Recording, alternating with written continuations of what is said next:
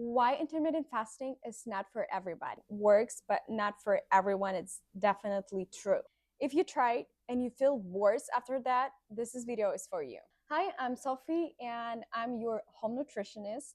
And today I would like to share my experience, my personal experience about the intermittent fasting and what I went through. Why intermittent fasting can works for some people, and for the other it can be harmful and absolutely not working. So let's start with the beginning. What intermittent fasting really does. Intermittent fasting is not a magic. It's just a tool. It's not a rule. Technically, it's a simple way to limit hours of eating, which lead eating less calories than you're supposed to.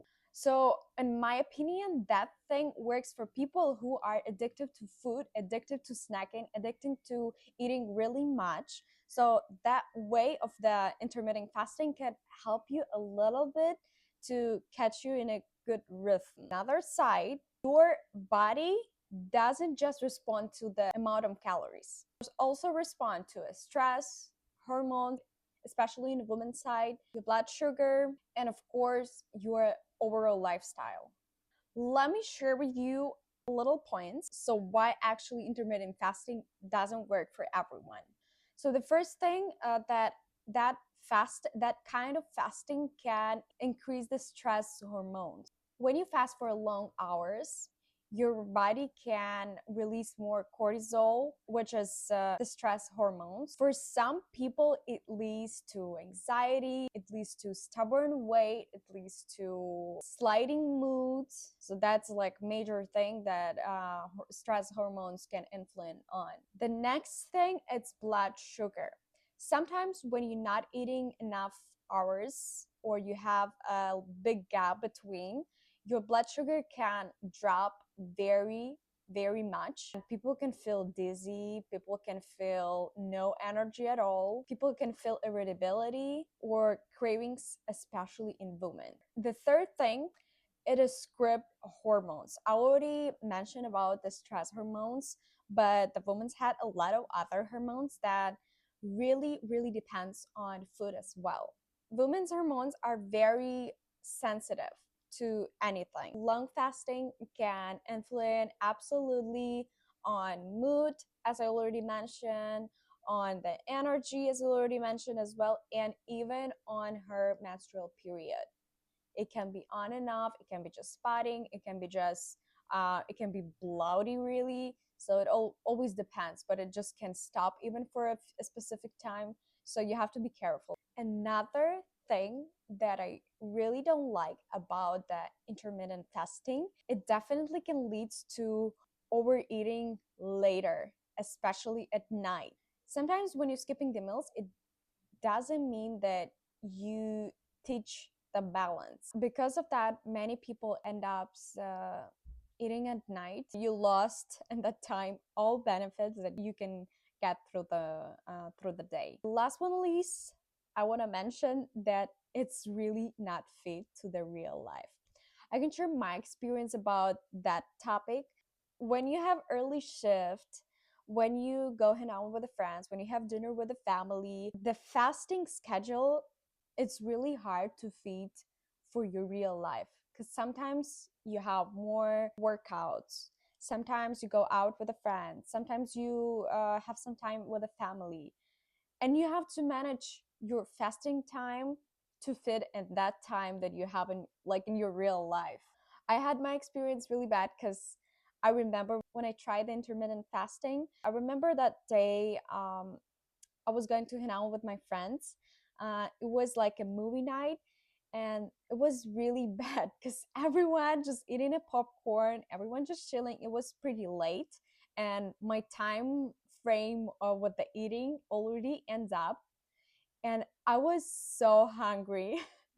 I feel absolutely uncomfortable because technically, when you are not eating, you can go sleep. You're supposed to go sleep, and it helps your body not went to snacking, not went to craving. So it really does. And at that time, I understood that that kind of fasting, not for me, absolutely. Another thing I had really bad cramping of my stomach. I have a sensitive stomach, so I have to be very careful with that because sometimes when I'm not eating very long time, I just feel like my stomach hurts absolutely strong and I can handle after that pain any other food. And that's really, really bad. And you have to be very, very careful about that. So you have to feel yourself. If you have any history disorder of eating, if you feel weak, dizzy when skipping your meals, and not for you, absolutely, because it may destroy your body more than help. Another thing, if you are training, if you are a gym girl, it's also not for you. It depends which time frame for the eating you will choose, but anyway, you will feel lack of energy, that's for sure. I can tell you 100%. And of course, if you're pregnant or breastfeeding, it's not fit for you anyway, because it may destroy you, it may destroy your baby that you're breastfeeding. So that's not for you for sure. So the better approaching for most people, it's prioritizing protein. Eat regularly. Have 3 meals in a day. And if you're the person like me, because I really need a snack, just choose, for example, 3 or 2 snacks a day that it fits really good for you. I personally really like almonds. I like some vegetables. Like, for example, you can add hummus and you can add carrots, sliced carrots. You can add some protein bars as well. You can add some dried fruit as well. I try to changing every time I snack so it's not used to only one and I don't really want it anymore. You can choose also with cheese, like a really cheese stick. It's really nice too. 'Cause sometimes when you just want to eat something, but you don't want to eat like a whole meal, you can just snack it. But don't skip the regular meals that should be in the morning, in a lunch, and in a dinner. That's like your base. I cannot forget the sleeping. You have to sleep at least 7 or 8 hours a day. It's absolutely important for your body. Your body lose more weight at night. Everyone already know, but I will remind you. Also, manage your carbs. I already mentioned that protein is really important for your body, especially for losing weight too. But don't forget about the fats, healthy fats. Don't forget about fiber so you don't have a constipation, you don't have any problem with your colon. Don't forget about carbs as well, because it's also healthy for your body in a healthy amount, I would say. And of course, stress. I know right now it's kind of not stable time, but you have to find the place. You have to find yourself in some area where you will feel unstressed. Something you should find that will stress relief for you, because if you are present in a chronic stress, you will not lose the weight. Your body is collecting all fats from everything you eat. Your brain getting more and more hungry because you're in a stress and they need more and more energy to maintain the body. So please work on your chronic stress. You have to take it out.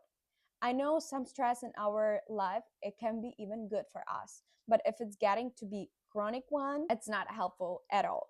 I would like to finish my experience and my researching. I already mentioned, but I just want to remind you that intermittent fasting, if you want to try, you can try, but this is not a rule. It's not a base of your life habit. It's not a healthy way to maintain your balance, your metabolic system. It's just a tool that you can try. You can reduce the calories. You can reduce the amount of time you eating. But that was my personal experience. You can grab from that anything. If the intermittent fasting works for you, great. But if it doesn't, you're not working. We will find the solution. We will find the way that it works, especially for you. Please subscribe for more healthier, realistic, fits to your life advices and way to be healthy, way to lose your extra weight and to keep your body in a good shape. I hope that will helpful for you and see you in the next video. Thank you for watching. See you guys.